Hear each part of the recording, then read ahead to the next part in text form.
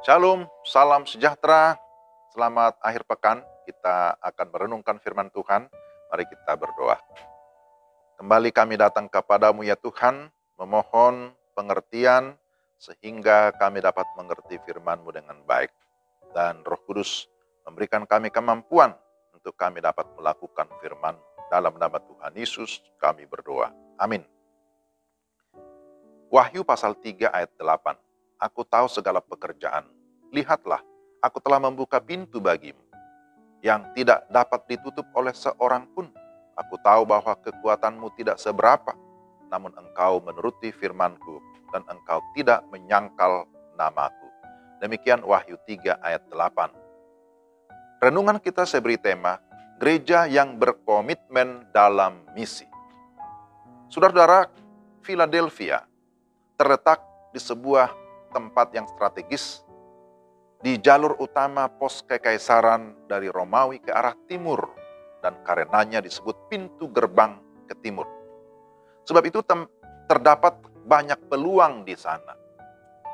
Mari kita perhatikan apa kata Yesus terhadap jemaat Philadelphia, jemaat mula-mula. Penilaian Yesus bahwa di dalam ayat yang ke-7 dikatakan, lihatlah, aku telah membuka pintu bagimu, yang tidak dapat ditutup oleh seorang pun. Arti yang paling mungkin dari pintu yang terbuka ini adalah pintu kesempatan, terutama kesempatan untuk misi.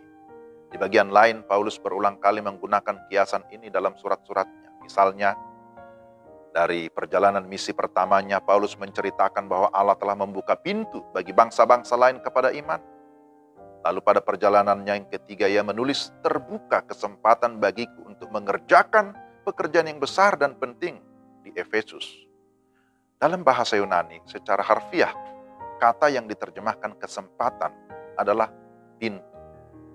Dalam kasus Philadelphia, yang dimaksud pintu terbuka mengacu pada lokasinya yang strategis, terletak di lembah yang luas dan subur. Philadelphia menguasai jalur perdagangan ke segala penjuru.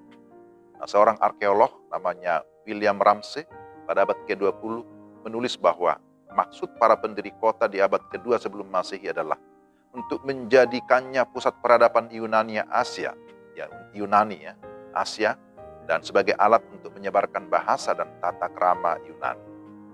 Philadelphia adalah kota misi semenjak awal. Jadi apa yang telah dijalankan kota ini bagi kebudayaan Yunani, sekarang dijalankan bagi Injil Kristen atau misi Kristen. Tiada yang dapat menutup pintu ini. Maka syukur kepada Allah ada banyak pintu terbuka untuk misi di dunia masa kini. Tapi kita juga menghadapi realitas pintu tertutup di banyak tempat lain.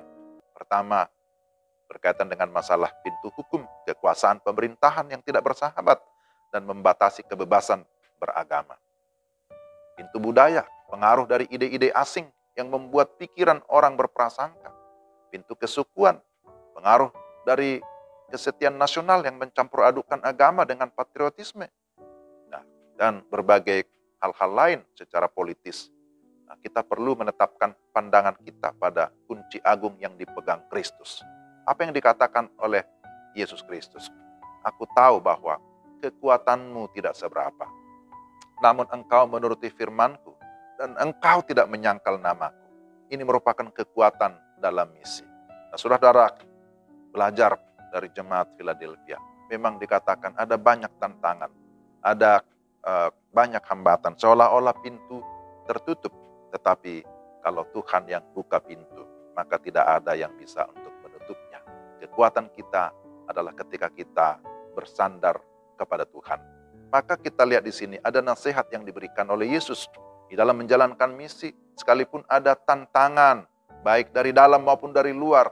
Tapi Yesus berkata, peganglah apa yang ada padamu, supaya tidak seorang pun mengambil mahkotamu. Di dalam ayat 11, Tuhan sudah membuka pintu kesempatan kepada gereja, kepada kita.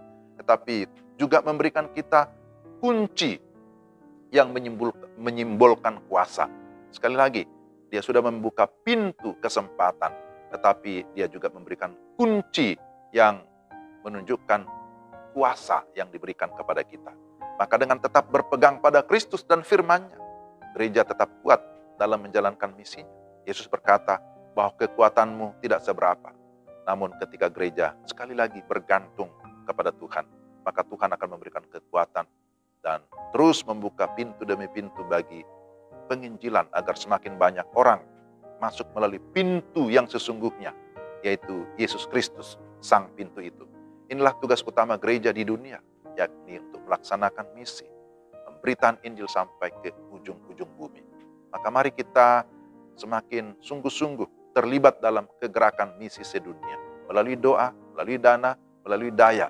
Ingatlah bahwa gereja ada karena misi, gereja ada untuk menjalankan misi Tuhan, dan untuk itu dibutuhkan komitmen.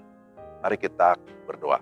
Tuhan, terima kasih Engkau memberikan kami kesempatan untuk menjadi alat-Mu, untuk memberitakan Injil-Mu, Injil yang menyelamatkan.